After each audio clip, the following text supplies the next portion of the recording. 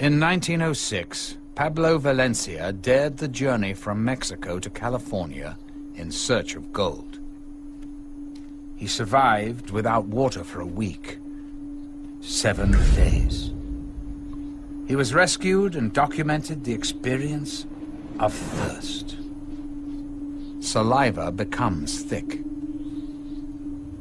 A lump seems to form in the throat. The tongue swells so large that it squeezes past the jaws. The throat so swollen that breathing becomes difficult, creating a terrifying sense of drowning. The face feels full due to the shrinking of the skin. Many people begin to hallucinate. The eyelids crack, and the eyeballs begin to weep tears of blood. When Pablo Valencia was found, his skin was like purplish-gray leather, scratched but with no traces of blood. His lips had disappeared as if amputated. His nose withered to half its length. His eyes trapped in a winkless stare. This is not a film about saving the environment. It's a film about saving ourselves. Because whatever one's environmental, political, or religious opinions, whatever one's race, sex, or economic standing, whomever of us goes without water for a week cries blood.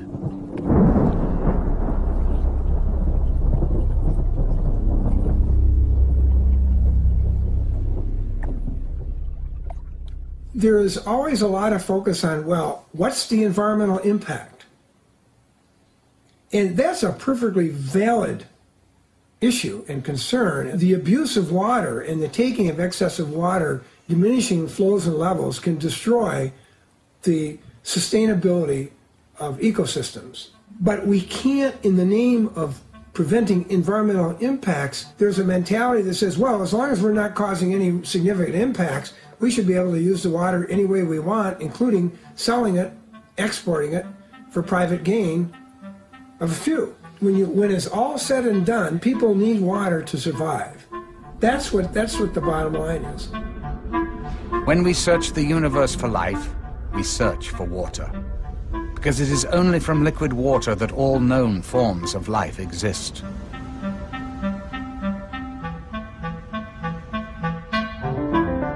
The blue planet, the only planet known to harbor life, the only planet known to be flowing with water.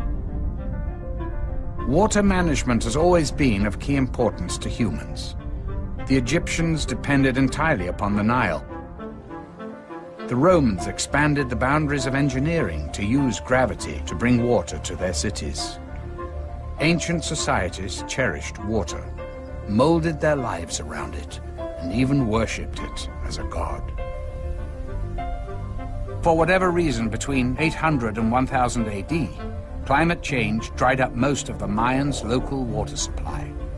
Farmers were forced to extend their agriculture into the jungle forests to grow food. There was not enough water for both the crops and trees, so the forests died. The soil eroded, air humidity decreased, food decreased. Mayan leaders prayed to the god of rain, but the regular rain season brought little water. The hydrologic cycle was damaged. Life in the cities became less civilized, as the main focus of Mayan life became providing food and water. People abandoned the cities to begin a new life in the forests, in hopes that there was still a sustainable watershed there. There wasn't. But as we enter a new era combining high technology with the demands of global economic trade, we are entering into a unique stage of history. Water, which is the source of life itself, instead of being common and universal to everybody because we all depend on it, profit is made out of the running of and the delivery of water to people and to communities. Those that have the ability to pay will have access to the water. Those who do not have the ability to pay will go without. And therefore it's a life and death situation in the final analysis on the basis of profit.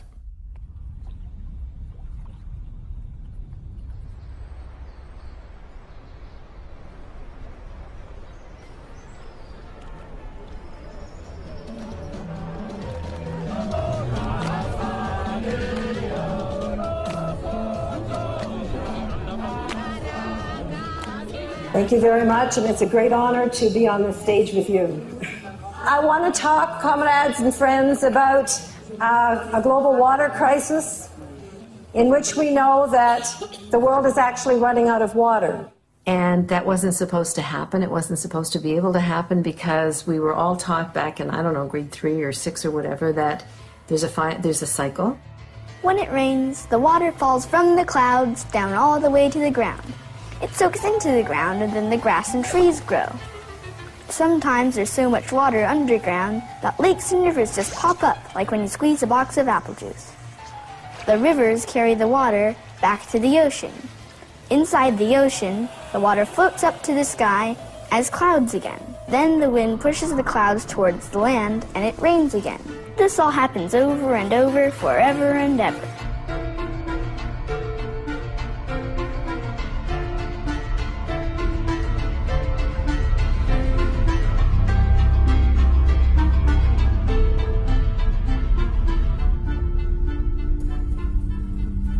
How is our water being polluted?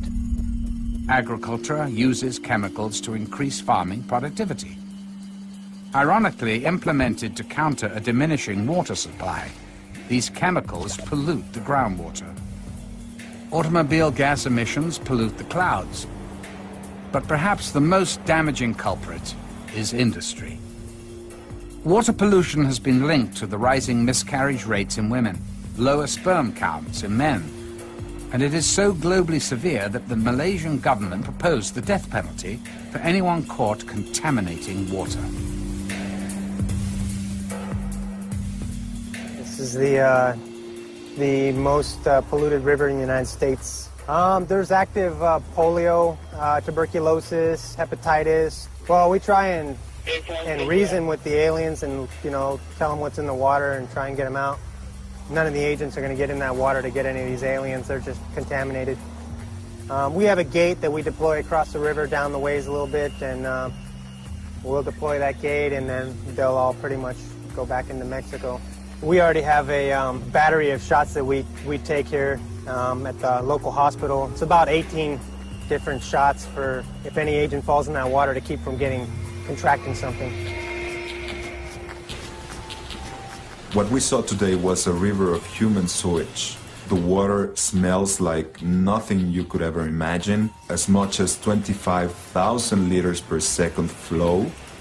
Pasan los desechos de los hospitales, de las escuelas, de todo lo que ocurre en la ciudad, que descarga el agua en el drenaje profundo, viene a dar por aquí. Salen incluso pedazos de humanos, a veces de los hospitales, desechos, alguno que otro feto pasa por aquí, perros muertos. It goes into the northeast where people grow crops that later on are sold in the Mexico City market. So we are being poisoned. Our wastewater is returning to us in the form of food. When you look into the rivers, you can see bubbles. That means that the rivers are losing oxygen. Contamination and pollution of the water systems is creating cholera and water diseases are killing more children today than malaria or AIDS or even wars themselves. The wetlands would normally have been a process whereby there would have been some cleansing of that taking place. It goes through the wetlands and it comes out more purified into the river systems, etc. But what happens when the wetlands are destroyed, where we poison a certain amount of water that can never really be fully recycled? What we now know is that we are polluting and depleting this finite stock of fresh water so fast that we're now mining the groundwater faster than it can be replenished. It rains. The water hits the ground and percolates into the soil, collecting underground into what are known as aquifers or groundwater. But how much of our finite supply of water is underground? We can only estimate, as there is no reliable method to accurately measure, which is why our growing dependency on groundwater is such an urgent concern. The fabled Atlantis in the Middle East had a real city attached to it. It was called Ubar. It disappeared and no one could figure out what happened. And then some archaeologists found it. What they realized is it collapsed into the desert sand from groundwater pumping. Not only could it happen, it is happening today in Florida. Giant sinkholes have emerged, all of a sudden just big cavities in the ground opening up. The effects are not always evident, as with a sinkhole or lost city. Entire regions can slowly and evenly sink as a watershed is depleted. Perfect example is where Mexico City is now. There was once an oasis of water. When the Spanish came, they didn't want their new city to look like Venice. They wanted it to look like Madrid. And they used slave labor to cut down all the trees that would protect the water sources and to dredge the water systems. And what happened was that they just destroyed the water table. And of course, that was one thing when there were 10,000 people living there. It's another when there are, maybe 25 million. They've taken the rest of the water underneath the city. The city is literally sinking in on itself, and these great big churches are beginning to, go sideways. And Mexico is having to go further and further and further away from its local water sources, because there aren't any left, to find water. Human ingenuity has found out ways to get water from beneath the surface of the earth for thousands of years. What's changed, though, is the technology. We now pump approximately 30 billion gallons of groundwater every day.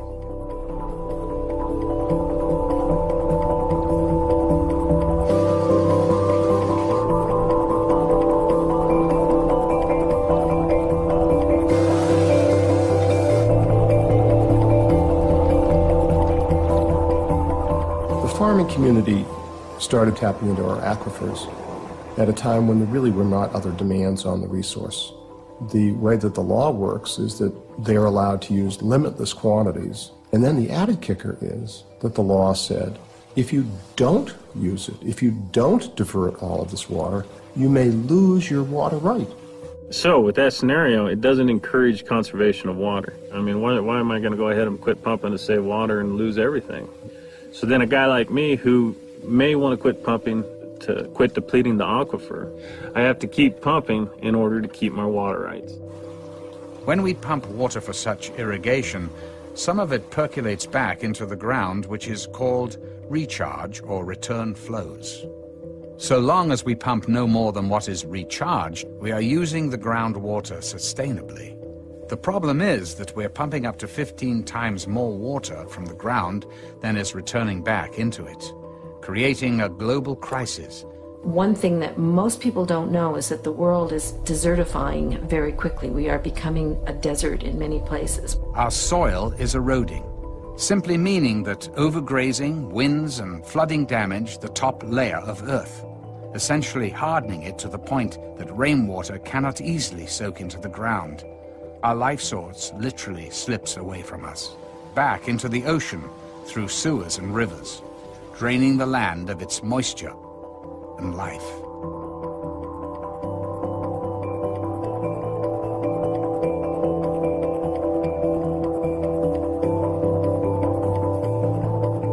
Že krajina, ktorú človek vysušuje, sa mení zo zelenej na žltú a výsledkom potom je, že všetká voda je skumulovaná v oceáne. Extreme weather. A world of hurricanes and violent storms over the ocean, while the interior land receives less and less rain, or violent, harsh storms that simply erode the land more. Zemská kôra kontinentu odľahčuje a príspevok kumulácie tejto vody v oceánoch spôsobuje zaťaženie zemskej pôdy, čo môže spôsobiť pnutie v štruktúrách zemskej kôry a to spôsobuje zemetrasenie a potenciálne možné tsunami vlny, ktoré sme boli svedkami v roku 2004. Deforestation is a major contributor to soil erosion. Tree roots absorb water and thus hold the watershed in place. When they leave the land, so does the water. Because the forests that held the water have all been logged. There is no place where the water can be stored. The rain still comes and runs away as instant surface runoff. Just what I feared. He's formed a gang, and they're whooping it up for a flash flood. They're rushing down the canyon. They've made a wall of water 20 feet high. Look out! No longer satisfied with flash floods, the gang is planning bigger and wetter floods. Junior's getting dangerous. He's getting tougher and bolder every day. But groundwater pumping cannot alone be blamed for our desertification crisis. Cities are growing and expanding. For the first time in human history, more people living in cities than in the countryside. We've replaced permeable ground with hardscape, with roofs, with parking lots, with homes.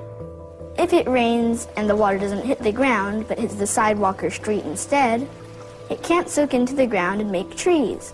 It just slides down the street back to the ocean and makes more clouds. This means that the ground gets really dry and the grass and trees die. Clearly, there is much more unpaved than paved land in the world, but the effect is cumulative and should not be underestimated. Celosvetovo zhruba 750 miliard kubíkov vody. Tento proces sa odštartoval po druhej svetovej vojne. Dá sa povedať, že teraz sme v polčase rozpadu vodného cyklu a o 50 rokov bude vlastne definitívny kolaps s vodnými zdrojami na globálnej úrovni.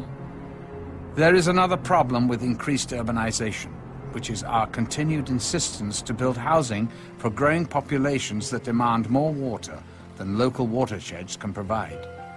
People in the housing development, and they make money by turning houses, and they're very large companies.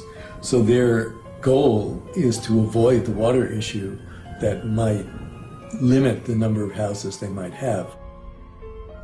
Instead of adapting our development to the available water supply of a region, we choose to force the world's water supply to adapt to our desired locations. What dams do is change the hydrologic cycle. They provide water during those months when the natural flow patterns do not. What's happened is that we built these huge hydro dams mainly to create hydropower and hydroelectricity.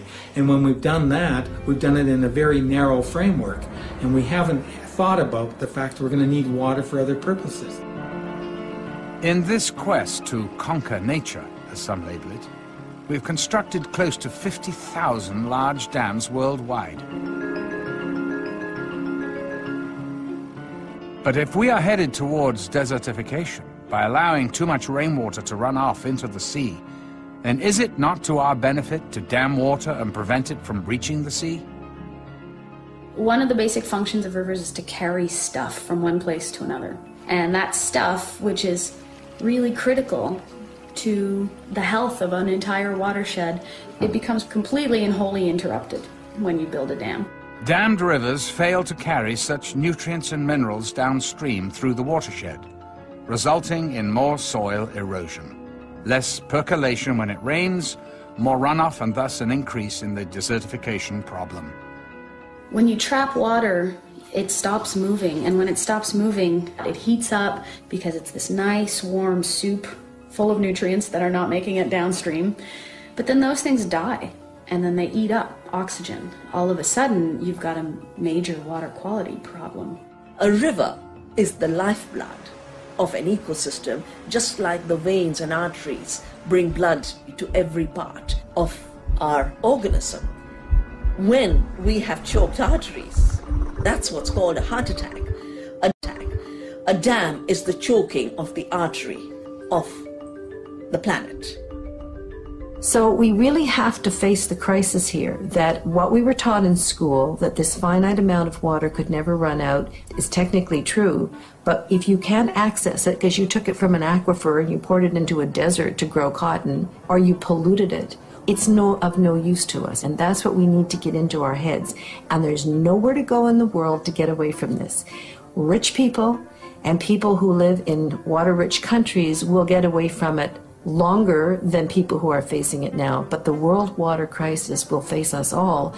But if there is going to be one single thing that is going to slam us into reality, it is going to be running out of water. We see all sorts of fresh water in our lakes and say, well, you know, what's the problem? We've got lots of fresh water. Once you drain a lake, that's it. There is no more water. We have to start focusing in on what is the renewable supply which comes through the hydrologic cycle. we are creating a situation where we have less and less of that renewable supply left. And with the help of water scientists, we have to really start to assess how much water we really do have to work with. What is that renewable supply, and trying to define it. That's the task at hand. We must be able to find out what the limits are and how to live within them.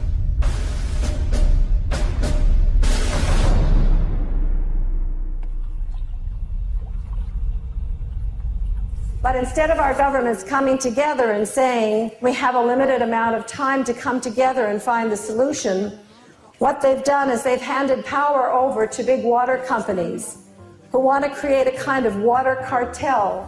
Suez, Veolia, which used to be Vivendi, and RWE Thames. And these companies are all in the top 100 top corporations. I mean, the water division of Suez has 400,000 employees. I mean, try saying no to them if you're a little third world country, right? So that one day, every single drop of fresh water in the world will be privately owned and controlled. Up until the 1980s, really, if water was privatized, they were companies within a country. So France was mostly privatized, but the companies that then became the giants were just French companies delivering water locally. Water privatization in France, because of the multinationals that are so powerful there, and because of their long history there, is so ingrained that even the president of France wasn't able to stop it. François, à un certain moment de son mandat, a été rappelé à l'ordre, si je puis dire, par cette dictature économique, et il n'a pas pu nationaliser les entreprises de l'eau. C'est un système qui est très puissant, c'est une machine qui est sans état d'âme. And then in the 1980s, Margaret Thatcher came to power, and the Thatcher Revolution came into effect, and she privatized all the water in Great Britain. And that's when these big companies decided that they could start going global. At the same time, the UN was beginning to explore the language of water as an economic good and a commodity. And the very first time was at a very important conference in Dublin in 1992, which for the first time named water as a good. So you get the Thatcher-Reagan market economy ideology growing over here. You've got the companies all ready to go because they've been delivering inside nation states. And now you've got the UN saying, okay, we're ready to start thinking about water differently. It's not a right. So it all kind of converged together. Well, the World Bank is created after the Second World War to bring financial stability and development to the developing world. And it's supposed to be pooled money from the wealthier countries to help develop the global south. However, what's happened is that the World Bank has hooked up with the three big water private service companies in Europe. They basically started to work their way into the developing world. And the World Bank would say, in exchange for debt relief, now we want you to privatize water.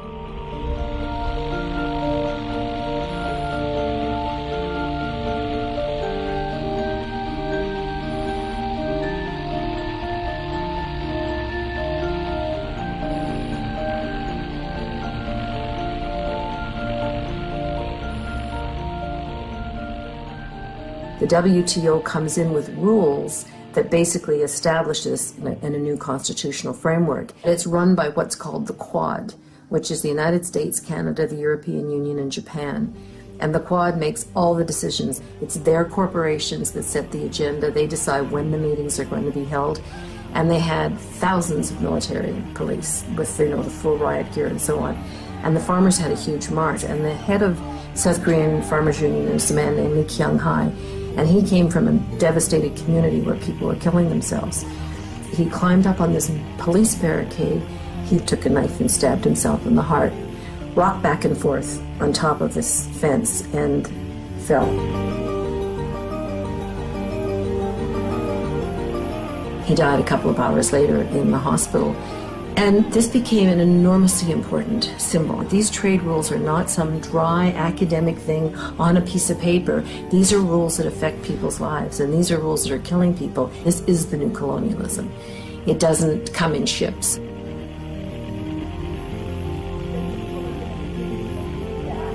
But the facts, we've heard the facts at this meeting. We've heard about the underachievement and the failures of privatization. And we know that ultimately these corporations aren't accountable to the communities that they serve, They're accountable to their shareholders, and nothing's going to change that. People think that water privatization is just a problem in the global south and the developing world, but that's just simply not the case. We have the very same situation in the U.S.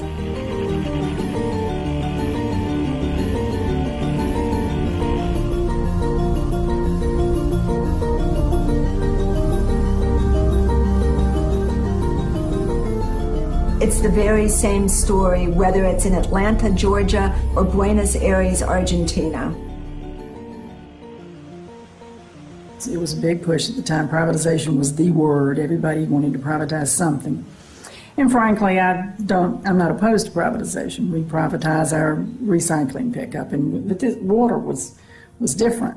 But we did sign a contract with United Water for 20 years for operation and maintenance of our water system. For these companies, when their name has been tarnished because of the malpractice and their mismanagement, it can be a big advantage to use another name. Suez often uses the name Ondeo, and very rarely the brand Suez is visible. And the same, of course, with Vivendi. Vivendi had gained a very bad reputation because of their records in failed privatization and mismanagement. And they were suddenly reinvented under this name Veolia, and a huge advertising budget was spent to create a positive feeling around this new brand name. Of course, advertising is a crucial factor in the way these companies are trying to save their image. And almost immediately started having service problems, and citizens could not drink the water unless it had been boiled.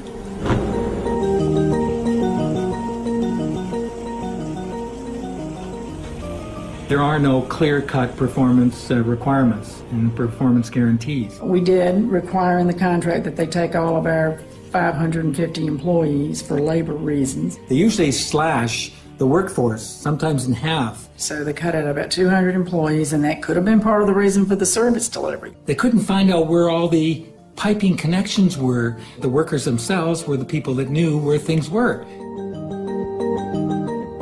The mayor at the time was Bill Campbell, and Suez gave him a $6,900 campaign contribution, but he wasn't running for office. A trip to Paris where he and a female companion stayed in the best hotels and were wined and dined. Although two of the three water corporate giants are based in France, and French water has been privatized since the time of Napoleon, a small percentage of French regions have maintained their own water distribution through their city councils. The city of Grenoble managed its own water for over a century, providing good quality water at low prices to consumers. Suez bribed our mayor. Le maire de Grenoble a choisi de privatiser à Lyonnaise des Eaux Suez. Tous les services publics sont bien moins chers que les services privatisés. There hasn't been one example in the world where there hasn't been a hike in the water rates. Il n'y avait aucune raison logique de privatiser ce service qui marchait très bien. Sa décision de privatisation était en échange d'avantages personnels, avait acheté le maire de Grenoble.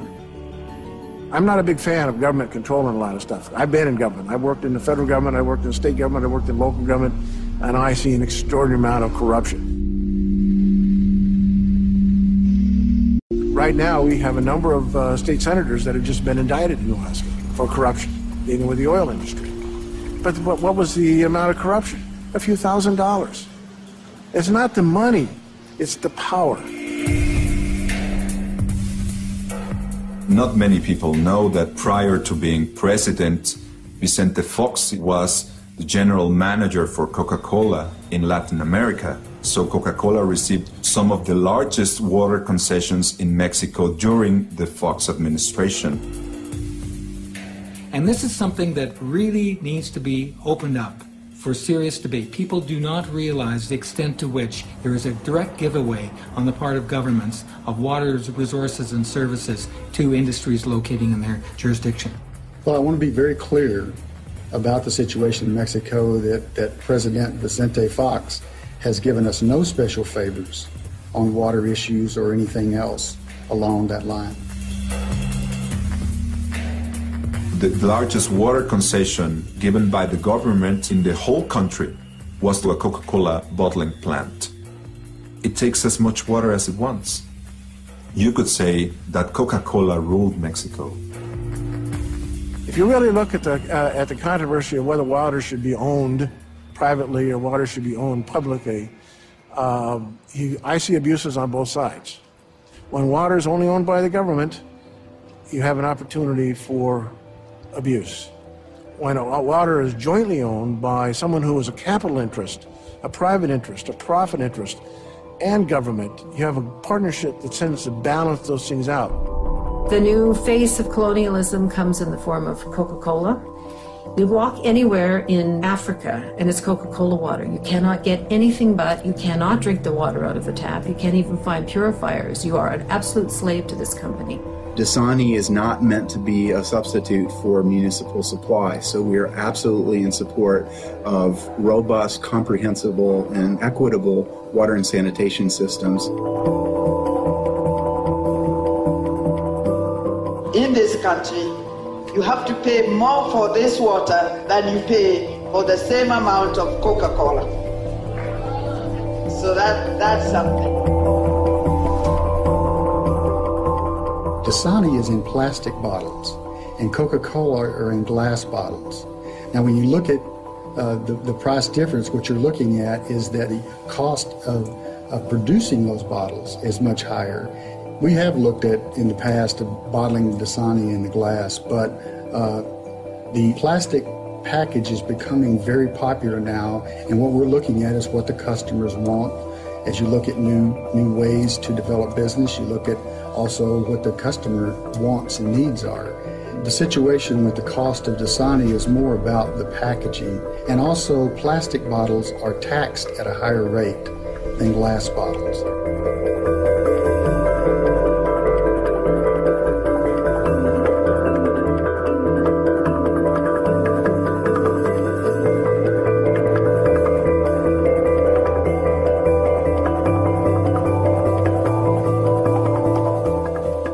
Wall Street per se understands in 50 years this is the commodity to be invested in. There's a sunset out there, there's a horizon out there that's coming closer and closer for oil, but not for water. There are at least a dozen publicly traded water indexes that deal only with water, trading it on the open stock market. 5 years ago, this didn't exist. Now it's just simply exploding. It takes two players to really make the corruption happen.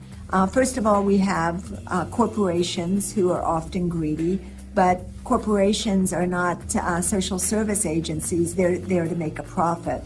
And what happens too often is that the water hunters are able to come in and either the government is corrupt or the laws are not sufficient to protect the water resources. As a water hunter, you just go out and you try to find a water source. It's not going to cost you a lot of money to clean up. The problem is getting it and holding on to it.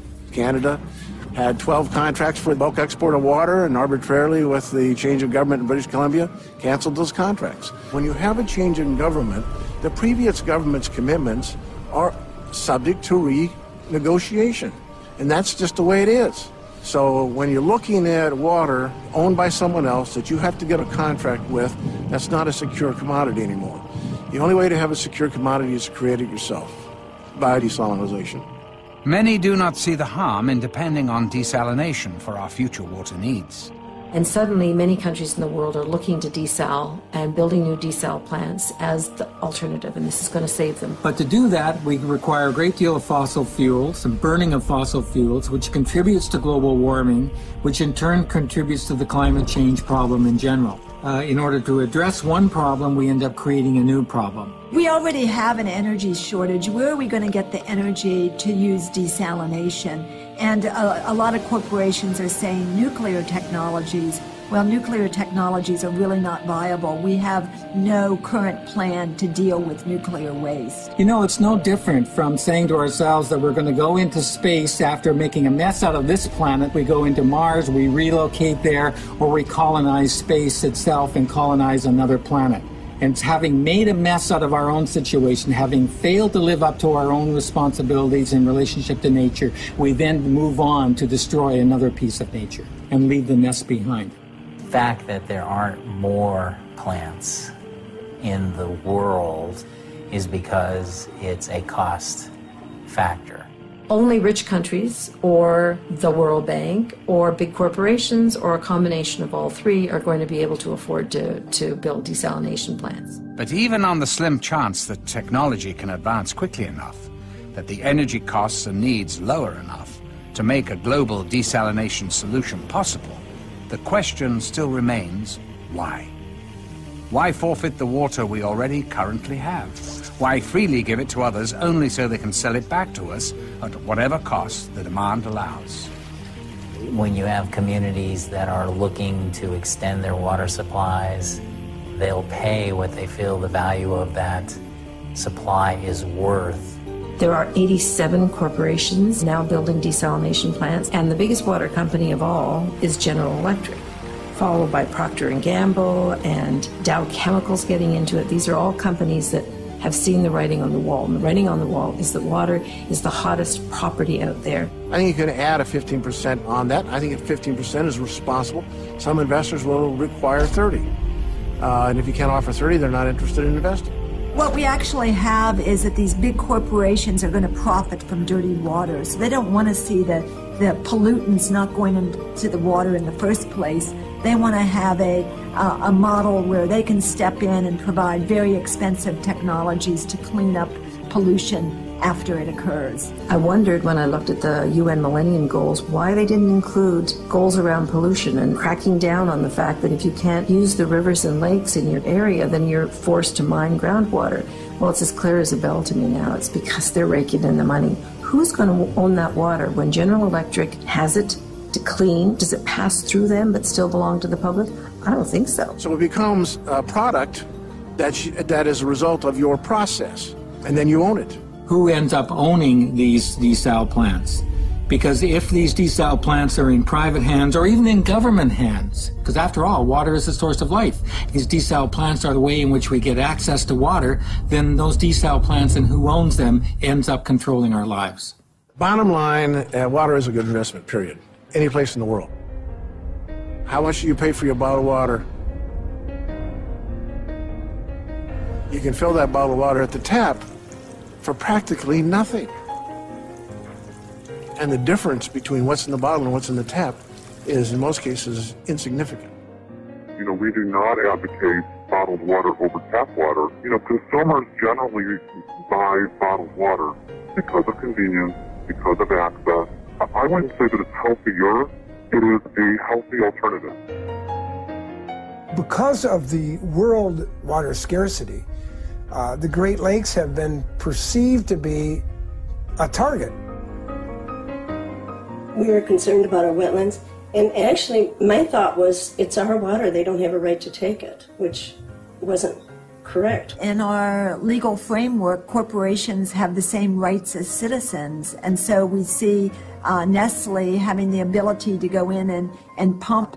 Initially it started from a meeting that they had up in the town of New Haven. Naturally, Perrier hired a consultant to study all of the effects of the pumping and so forth. And everything that they said, you know, nothing would happen, everything would be fine, there would be no problem with the lake. I talked to my hydrology buddy and I said, Tom, he said that this isn't going to affect the spring. And Tom snorted, he's not a hydrologist, he's a hydrostitute. And we were told up there that night by their council that we didn't have a chance in stopping them. But then we started having meetings and inviting people, and that we were just awed by the numbers of people that would come. Older people from the area, farmers, retired people. It went statewide then. And finally, the incumbent governor, who had opened them with welcome arms, made a comment to Perrier that, hey, look, the people don't want you. Why don't you move out? They went to Michigan from Wisconsin. In 1892, a 1 mile chunk of the Great Lakes and its waters was deeded by the Illinois legislature to a private company. The next legislature moved into office and voided the deed, and in 1892 the United States Supreme Court said, these Great Lakes, they're impressed with the public trust, and under this public trust, they can't be alienated, disposed of, diverted, or transferred for a private purpose. That doctrine remains as lively and viable today as it did in the late 1800s. And that's exactly what became the basis of the lawsuit. MCWC was still waiting to hear the opinion when the letters from Nestle were sent to members of MCWC, young people that had expressed their opinion in the press, and Nestle then, they were going to do a slap suit against them. Where corporations actually step in and sue citizen activists. Usually they're suing them on something that's absolutely ridiculous, and often they'll lose, but the citizen still has to spend a lot of money on lawyers' fees, has a lot of worry. This acts as a deterrent to activism, and it is absolutely outrageous that corporations are being allowed to do this. And I was upset about that, but then... As far as trying to intimidate, they put heat on MCWC as an organization, and it really laid the heat in on my mom. You know, I didn't care what Nestle did to me. I was fighting Nestle, but no one's going to mess with my family, and especially my children.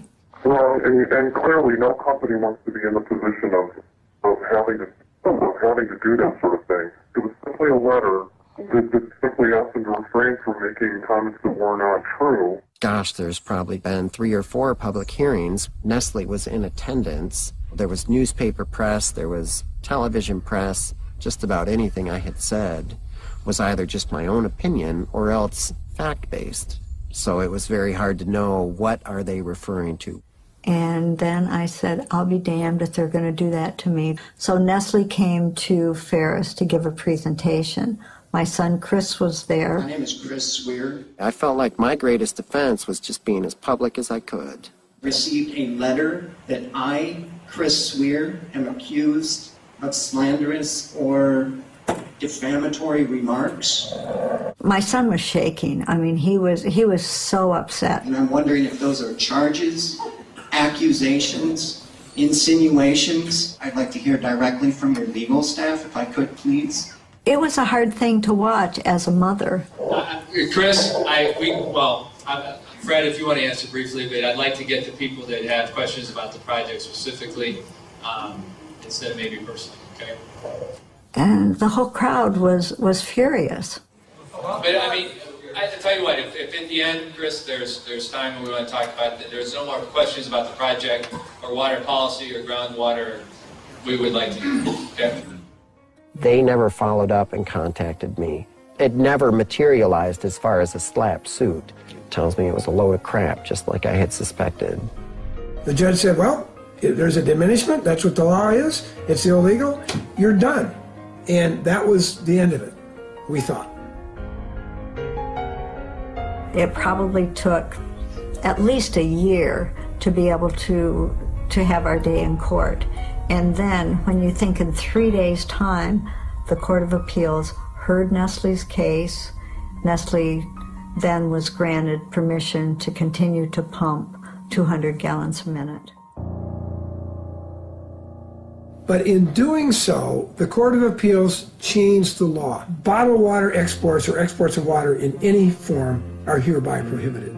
Which is very different from most uses of water. Even agricultural uses have return flows, and it's available for reuse again and again. But once you put water in a bottle and you move it out of state, it's gone. You made that a product, we invested, it's a private good, you can't take it from us anymore.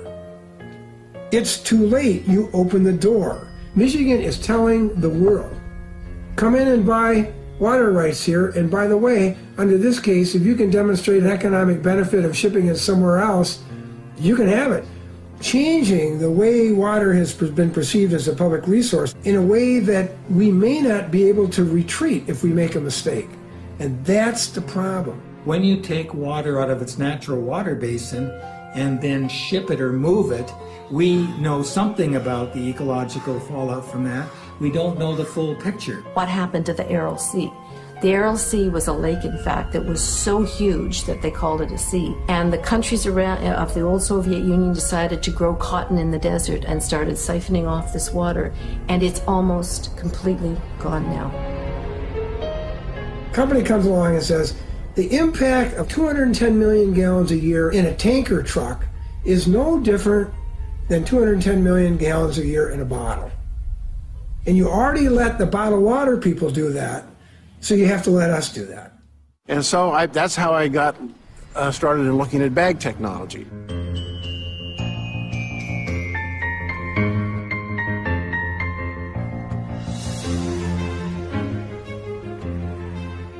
If we massively ship water out of an area, the ecosystem is disrupted, the natural habitat damaged, biodiversity reduced, and aquifers dried. The water-rich area we chose to export from will itself desertify. The thirsty populations in the water-poor deserts we ship water to will simply consume the water and send it back to the sea via its sewers, thus still remaining a desert. Where one desert region existed before, two deserts now exist. Water is a supply and demand commodity. The people that demand it don't have the supply. The supply is often in other parts of the world. The question is how to get it from source to market. This sets up a kind of contest, and that is between city people and rural people. Companies are out there constantly looking at what land the farmers own. Going from farm to farm, hello ma'am, hello sir. Now what are you doing farming all day? It must be a lot of work. I bet you get up real early, and why don't you just let us rent or buy your water? And we have had Texas Water come in and volunteer to build a pipeline. What I'm afraid of happening is the water will not be sold here. Into that pipeline will go out of the basin into areas such as Santa Fe or Albuquerque. So this is a new development that's taking place as more and more of us move into big cities and don't want to think about where water comes from. Increasingly, it's coming from the places that grow your food. This is really, really, really short-sighted. You're using water from an ecosystem in Northern California, transporting it through long pipes and canals to Southern California to grow alfalfa. The alfalfa is then shipped to places like Japan, where it is fed to the high-end Kona beef, and then much of that beef is shipped back to the U.S. So we've set up this system of agriculture that just doesn't work anymore, and it's really based on the concept of virtual water, where we're growing crops for export in thirsty places and then moving them long distances, rather than having our food grown more locally and more sustainably. China is a very dry country, but agribusiness is moving there because there are fewer laws and labor is very cheap. Almost all apple juice sold in the United States comes from China now. We're losing our ability to even grow apples because it's cheaper to produce them elsewhere. That means that a country like China that doesn't have very much water is exporting its water to the United States through apples. Then we sign trade agreements like NAFTA so that our subsidized corn using water from desert-like areas in the U.S. can undersell the farmers in Mexico. A lot of that water actually stays in the corn and is then transported to another ecosystem and is completely lost. For instance, here in Kenya, they grow most of the roses that are sold in Europe, and they export them. And they're grown around a beautiful, beautiful lake called Lake Naivasha, which is being depleted at an appalling rate. All done by foreign corporations, huge, great big flower plantations. If they keep doing this, within 5 years it will be a putrid puddle. So here's one of the driest continents on Earth, exporting water, being told by the World Bank to export its water to get its way out of debt.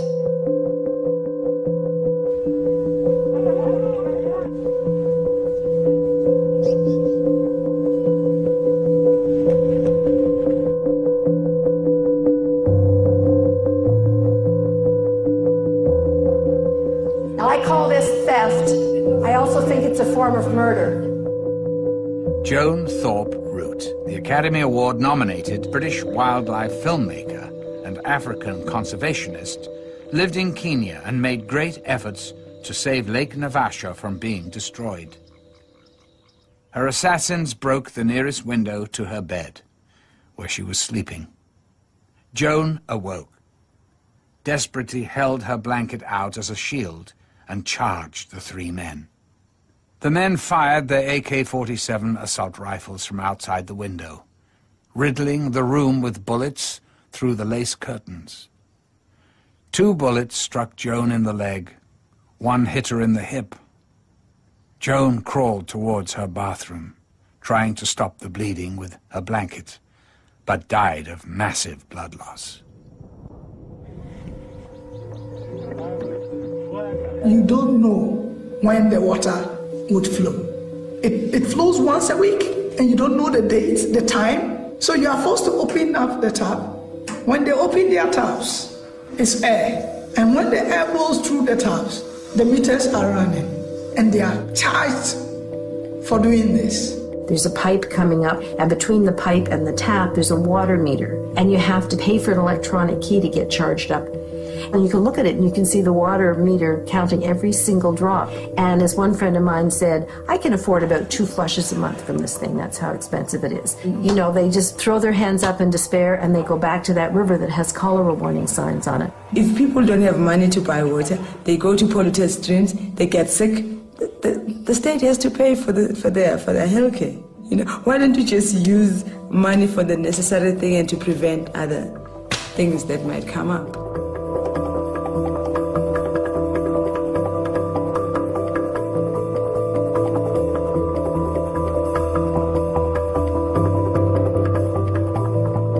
In the house, I'm the only one employed and I buy water, I'm going to limit or ration the people who are living in that house. That's why then you get domestic violence. Because now, I want to do my laundry, but because my sister is the only one employed, she determines when I do my laundry.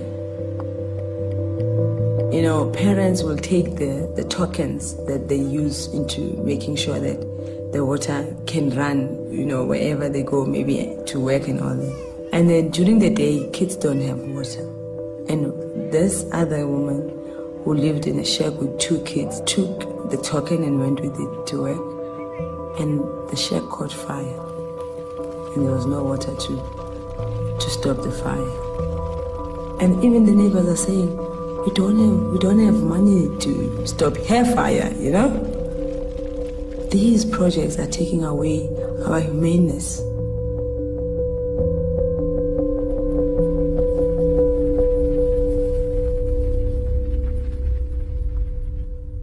I was in grade 1. I was 6, so I didn't really think about much. I thought the whole world was go to school, don't get your parents too angry. You do a charity project each year at our school. You do your canned food drives, you do your raise money for cancer. That year, you're raising money for developing countries. And for 1 penny, you could get a pencil. 5 pennies, you could get soup for the day or things like this. And then she got to a point where she said $70 would buy a well. And then she explained to us, yeah, people are dying because they don't have clean water. They were just disbelieving that. What do you mean you can get sick from water and that you don't have things to clean yourself with, let alone drink the water? Then we asked, well, if they want water, how far would they have to go? And she said, like, sometimes as far as 10,000 steps. I counted the steps it took me to get from my classroom to the water fountain, and I counted 10. She said, yeah, $70 would buy a well, and it would stop it so people wouldn't have to walk so far. So I thought, okay, that sounds like a good idea, so I'll go home to my mom and dad. They have lots of money, right? And the problem would be solved and no one would die anymore. And I thought it was a great plan. And we thought, oh, isn't that cute? You know, he wants to build a well. Let's make dinner. Because he was so young, we really did not take him seriously. You don't get it. He said someone just died because they don't have clean water, and you didn't help them. After a few days, they finally sat me down and they said, what we can do is give you a chance to earn the money by doing extra chores around the house. Never ever thinking that he would follow through. And I got a piece of blank paper threw a thermometer on it, 2468, all the way up to 70, to give him a sense of how long it was going to take him to get there. After, I guess, 4 months, I raised the $70. I brought it into an organization that facilitates clean water projects in developing countries. And they looked at me and they said, it's going to cost a bit more than $70 to build an actual well. And I've always felt bad about telling them that the well wasn't really $70, that it was actually the minimum you could get was $2,000. But I sort of consoled myself a little by saying that if it had been more, if I'd told him $2,000 at that time, that he never would have gone. That would have been too big for a 6-year-old. So I started doing public speaking around my community. It slowly grew and grew and grew. The Brian's Well Foundation has been established. We've helped raise about $2 million, which has gone towards the completion of 266 water and sanitation projects, helping about 500,000 people. Immediate aid like this is absolutely vital to saving lives. But if we step back, a larger question looms. An uncomfortable question we habitually avoid in our daily discussions. Why do these countries need emergency aid to provide something as basic as water? Why are they unable to build their own infrastructure of clean water delivery? Why are they poor? Developing countries are forced to grow cash crops, export crops like tea or coffee. We've got some resources, especially tea, which is really growing all over. The World Bank and the IMF and the other countries, especially the Western world, that buys the tea from our country always gives us a raw deal. You find that we are given so little money for this tea. The World Trade Organization has required developing countries to remove tariffs so that products can flow in and out of the country because it benefits our corporations. They get cheap products. Now what that means is that developing countries are very hurt. And it's obscene. It's why these countries can't get out of debt, and it's why these countries can't develop water systems or healthcare or anything else for their kids. And there's a famous Senate hearing where a very senior World Bank official told the U.S. Senate, don't worry, we're not giving money away, particularly for every dollar the United States invests in the developing world through the World Bank. American corporations get back $1.30. You know, wink, wink. We call it aid, development aid, but really it's forcing countries to open up their resources, and that's why there's such a tremendous reaction against the World Bank in the third world. If we were to sell this tea at the right price, if we had fair trade in the markets, our tea could fetch enough money that can sustain most of our needs. It should be a very rich country. We cannot fight the world water crisis by just saying, let's hook up some more people and hope that does it. We have to challenge the systems that deliberately create winners from losers. And then who cares about the losers? That they're losers, and it's their own fault anyway. That's the system we have to take on, and we will never, never, never, never, never solve the world water crisis until we have the courage to talk about the world political and economic system. Wherever a river flowing free is now treated as the supplier of raw material as if it was oil, we have the generation of water wars.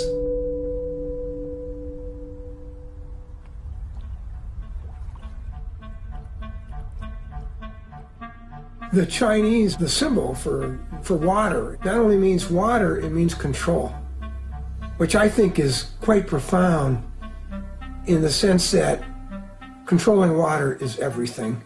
And for instance, comes from Latin meaning river. The rivals were people standing on either side of the river throwing things at each other. And you're just going to see more of that as the technology develops to be able to suck water out of the atmosphere. Now you're going to find water from the atmosphere in clouds being stolen. New techniques for controlling the weather are being tried. When conditions are right, rain is made to fall by seeding clouds with dry ice or silver iodine. It's happening in China and some other places where a particular village pays for a plane to go up. They make it rain before the cloud gets to the next village. So there's real anger and real political tension.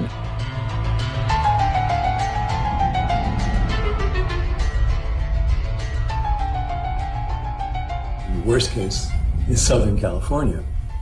And LA is part of what I call hydraulic civilizations, like Rome and its aqueducts was a hydraulic civilization. But there, the longest aqueduct was 60 miles. The longest you have to go, once measured it, is 1,400 miles from the furthest source of water for LA to a home in the town.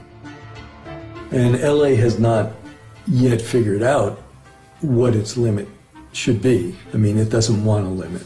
In the LA area itself, which is about 18 million, if it was on its own water, it would only be 3 million. First thing LA is going to do is try to put a lot of farmers out of work and close down the farms and take that water. When the water system doesn't work, then the civilization goes.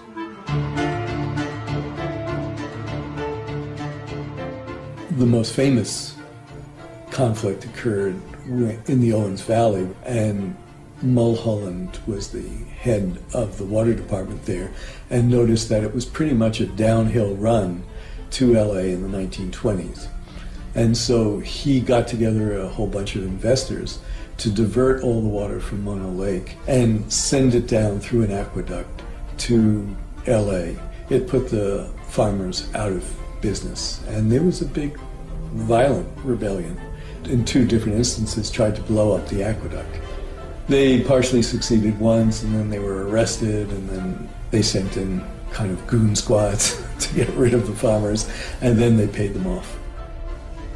The last great water war in the United States was 1934, when Arizona sent in the National Guard because California, again, was building a dam across the Colorado to divert the water to California without giving Arizona any.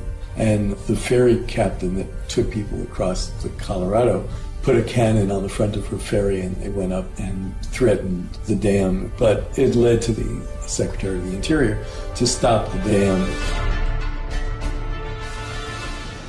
One of the most bloody water wars is still being fought over the river Kaveri, that farmers of Karnataka and farmers of Tamil Nadu both required more water out of that river. A bandit of Tamil origin, Veerappan, kidnapped a Karnataka actor with the demand that large amounts of water be released to Tamil Nadu.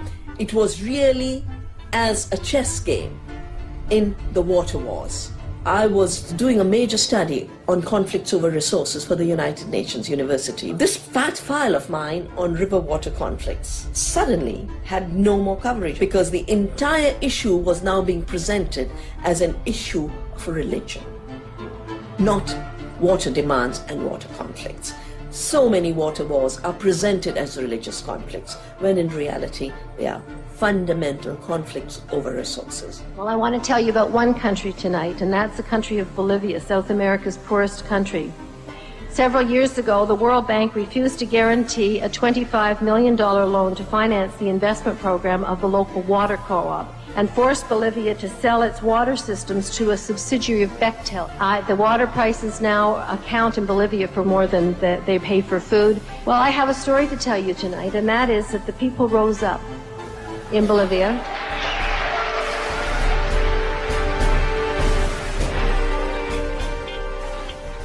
Obrero industrial, y cuando en Bolivia se privatizó el agua, la gente, nosotros no podíamos concebir que un empresario privado, un inversionista transnacional, podía apropiarse del agua. Es decir, la gente o tenía que pagar del agua o tenía que dejar de comer, y por lo tanto no tuvo otra alternativa que decir no a la privatización del agua.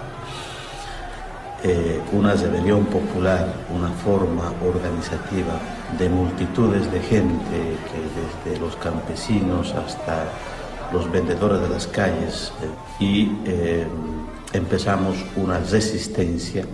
El gobierno sacó al ejército y a la policía para garantizar la seguridad jurídica de la empresa, garantizar las utilidades y las ganancias de la compañía. And it's really interesting because, you know, the World Bank has imposed the same kind of private control and takeover of many other things in developing countries. Healthcare, education, their energy sector, their mines and so on. But when it comes to water, something happens and people say, I couldn't stop you there, or I didn't know how, or I thought maybe you would be right, but you are not taking my local water. Asociados de una abierta complicidad de los gobernantes en ese tiempo en Bolivia, que inclusive se privatizó el agua de la lluvia, es decir, que se prohibía a la gente el acumular el agua de la lluvia. And this is where you get the civil wars, because the army is brought in to control local dissent against these transnational corporations. Who are you protecting? There's your people without drinking water, and you're protecting foreign investors from North America and Europe? Más de 100 heridos de bala, numerosos detenidos. Civil, hubieron más de 20 francotiradores que mataron e hirieron a la gente. 17-year-old Victor Hugo Doza was killed by a shot through his face.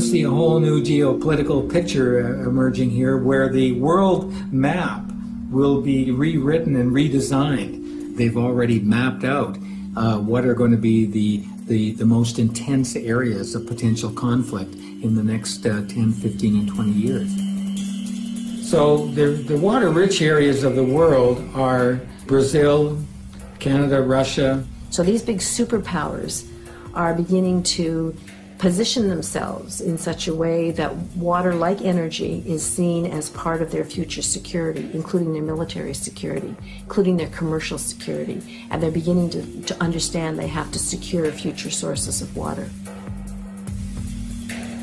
The U.S. is doing military training around the Great Lakes, and 80 mayors of towns and cities around the lakes have asked the U.S. government to suspend this, but they're not going to. I got involved in this issue in the mid-1980s when Canada was negotiating a free trade agreement with the United States, and the free trade agreement included water as a good. There was a statement made by one of the participants that Canadian water would be flowing to the United States Midwest from the Canadian North by pipeline within 2 to 5 years. Who knew? And move that water into a crater in the Rocky Mountains, which would be kind of like a huge mega reservoir. And nobody will stand up in our country to the United States administration and say, this is our water, because they know that the United States would consider that as serious as if we put missiles along the Canada-U.S. border. It just would not be tolerated in the U.S. In the new regime, where water is being treated like oil, the protection of that commodity is being ensured through a militarized defense.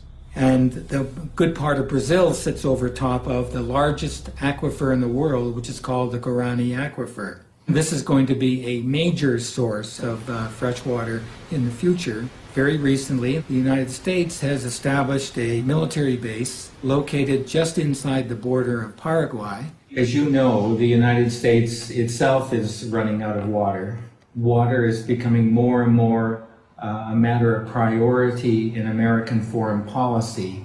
Secretary of Defense Donald Rumsfeld went on a quiet mission to a number of Latin American places, including Paraguay, to try to see what kind of further advancement could be made regarding the presence of U.S. forces in that region.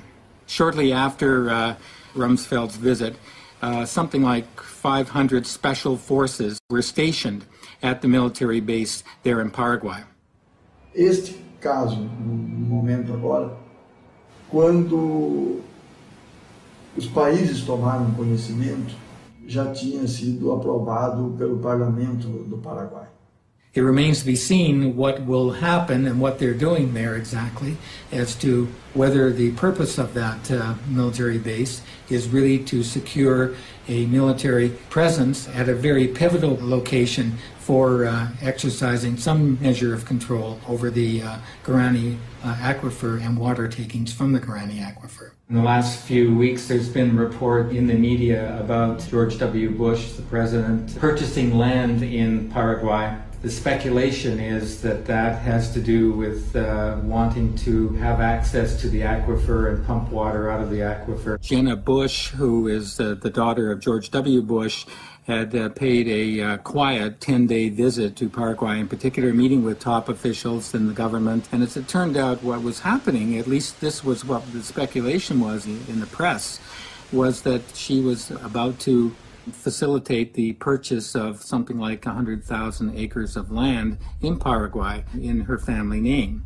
At the same time, though, that was happening, it was discovered that George Bush Sr. already had something like 173,000 acres of land. Was this an example of the Bush oil family now switching from black gold to blue gold, turning to water and purchasing water? Clearly after that, there were a series or a string of denials on the part of the Bush family, not directly. They did it through agencies, U.S. government agencies. Eles negam a construção da base. The world's largest dam is located very close to that area, and so that also was a matter of considerable interest for the U.S. as well. Os americanos, não diria o povo americano, mas uma parte dos americanos, principalmente de seus governos, tem uma visão muito militarista, economicista e predadora. E quando não conseguem no convencimento, vão pela força. A visão economicista, a visão imediatista, é a mesma visão que levou, em outro campo, ao americano ter o que teve no Vietnã, como agora no Iraque. Será que essas lições eles não aprenderam ainda? I mean, there's no question that that region of the world is the Middle East of water in the future.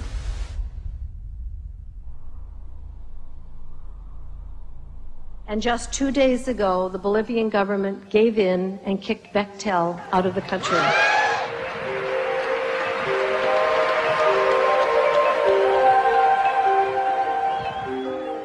Humble Bolivians, led by a 45-year-old, kicked one of the world's biggest engineering companies out of the country for its criminal behavior and told the World Bank to go the hell with it. Bueno, 2 días después de la victoria popular, yo tuve la posibilidad de viajar a Washington. Primera vez en mi vida que salí a Estados Unidos. Segunda vez en mi vida que salía fuera de mi país.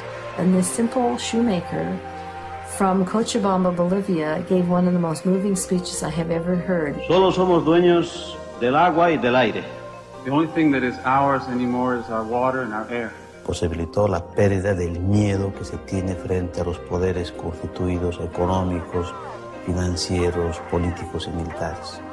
Es que la única fuerza capaz de transformar el mundo, capaz de transformar la sociedad, es esa capacidad de unidad, de organización y de movilización de la gente frente a cualquier poder. And people were so moved, they not only clapped for him, they got up on their chairs, like a standing ovation that wouldn't end. It was just a stellar moment. Because this is a really scary story, and it's a true story, and we really are running out of water. It doesn't have to be that way, okay? And that's the most important thing to say, is that it's not too late. The earth is amazingly elastic in terms of coming back. The ability of the earth to renew itself is stunning. Aj najlepšou formou boja proti privatizácii vodných zdrojov je mať viacej vody okolo seba vo svojom životnom prostredí. Je to vlastne Gandhiho filozofia. Blízko vo svojom prostredí a tým pádom stráca zmysel obchodovania s vodou. Riešením je veľmi jednoduché. Vrátiť vodu do vodného cyklu a začať zavodňovať krajinu dažďovou vodou. We need to dig holes. If we dig holes in the sand, we can trick the water into staying so it doesn't run away to a river or ocean when it rains. The water will sit in the holes and soak into the ground. Then more trees will grow.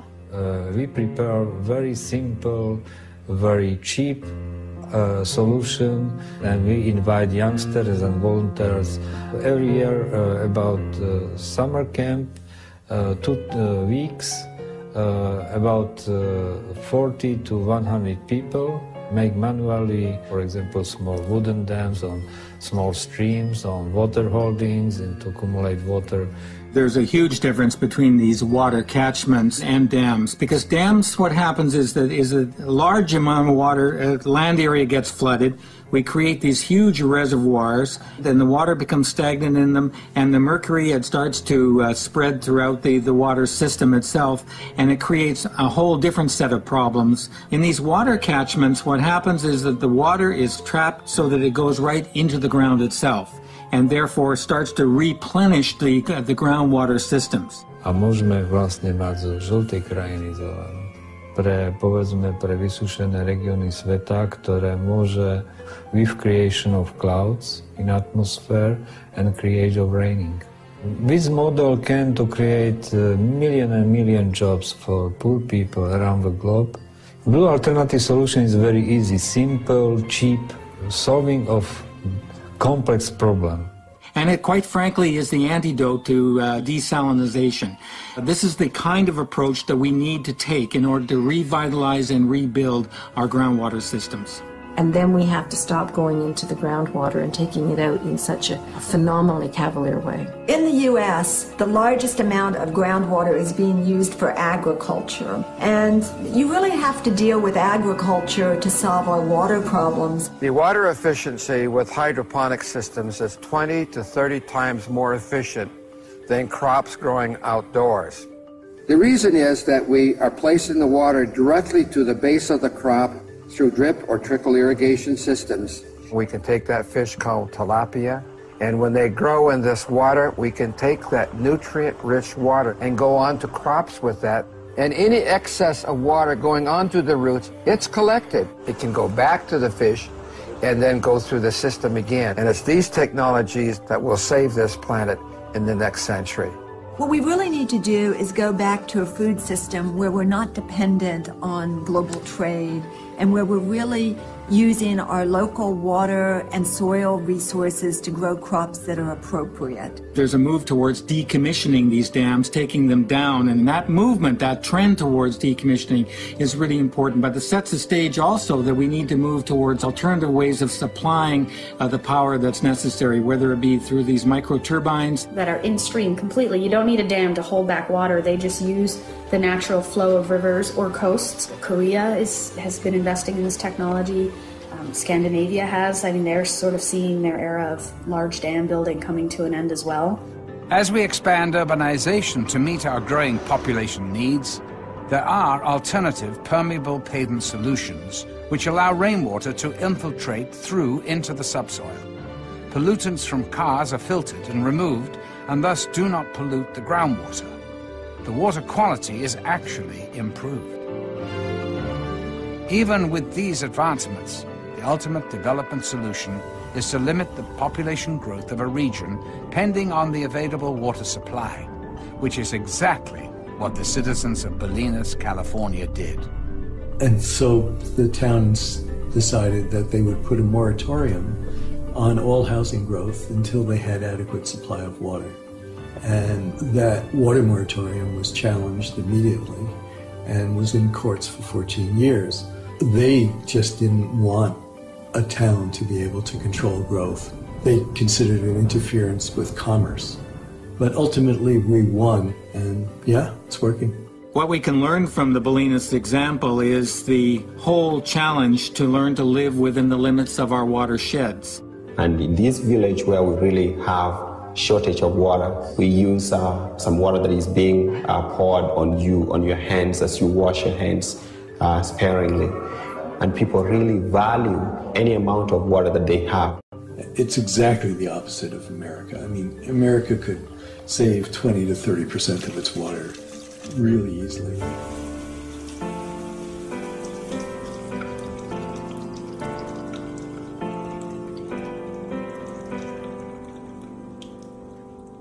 If we adopted the toilet style of Israel, for instance, which has 2 buttons, one for urine and one for feces, the one for urine is less than a quart.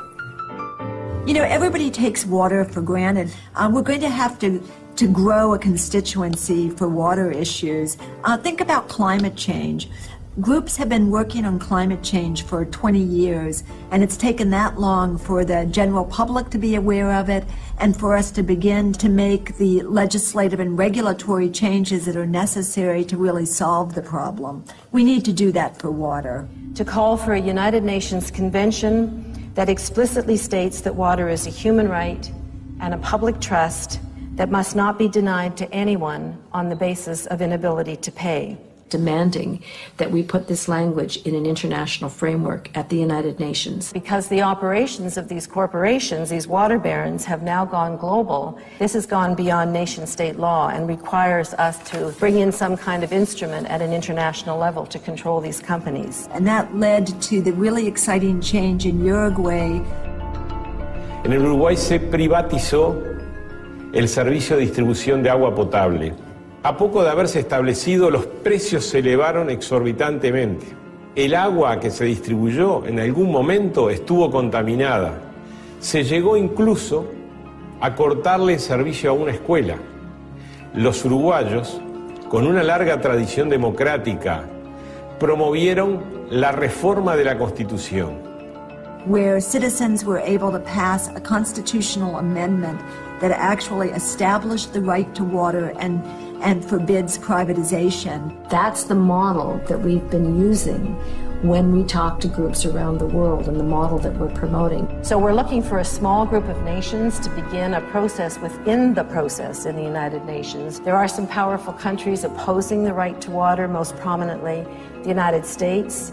To my eternal shame, my own country, Canada. It has a lot of water resources, and they're concerned about having to send water to the United States. China, Egypt, Australia, and possibly India. They don't want to have to be responsible for providing their citizens water. This is life and death what we're talking about, and I feel very, very strongly that we have to put ourselves out there on the line, and sometimes it can be dangerous, but we have people power on our side. To the disapproval of the citizens of the small town of Freiburg, Maine, the water bottling company Poland Springs set up a plant. To appease the population, Poland Springs gave away a case of bottled water to the first 50 townspeople to visit their office.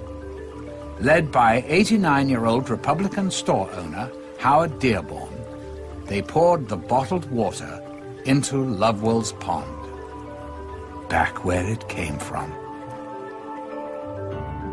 This week at the World Social Forum is being launched an historic organization, the African Water Network. A world that is going to say no to commodification of our common goods like water. To mobilize and protect Africa's precious water sources from abuse and from corporate theft. Now we have a defiance campaign that says, okay, you can install your meter. After you turn your back, we take it out, we connect the pipes, and then we throw your meter away. The court case has cost over $1 million. We've done a lot of innovative fundraising, and you have to realize that we're just normal, ordinary people who are living day to day and fighting, this giant. I play sports, I hang out with my friends, I do all that regular stuff any teenager would do. It's just I do this on the side. I just wanted to get people clean water so they wouldn't die. I guess being that young sort of helped a lot because I think I was too young to be nervous. You just see smiles light up on people's faces because they have clean water to drink. A smile doesn't light up on my face because I can have a shower in the morning. None of these people, I don't know if there's an activist in the group. When you come from the grassroots, I think legislators look at it totally differently than they do if you are an activist. And I think that's what we had, is they couldn't go back on us and say, you guys are always out there raising a ruckus. Probably the end result isn't going to affect any of us because we're going to be gone. But we're fighting for the people that are going to use it in the future, our kids and their kids. If we don't do something to save it, what are they going to have? Bottom line is, those people are there. And I'm talking Republicans, Democrats, and everything else in between and beyond. They're there because if money is more important than water, where are we? Our previous mayor was indicted and tried and is currently serving time. Et le maire, ministre de la Communication, a été mis en examen, puis emprisonné avant d'être condamné.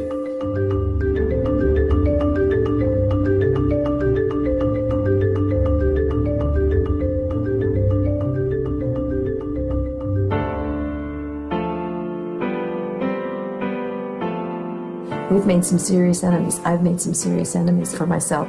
But as my mother would say, serious people have serious enemies. Because it's not going to necessarily happen through governments alone. It's not going to happen through industry and by corporations. We, the people, must become the water guardians of the 21st century. What water is in my backyard? What's the name of the watershed I live in? We should all know that.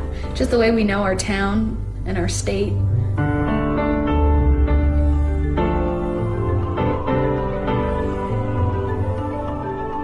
And then ask the question, where does your drinking water come from? And where does your wastewater go? Just start asking the questions. You don't even have to do anything. Just ask the questions.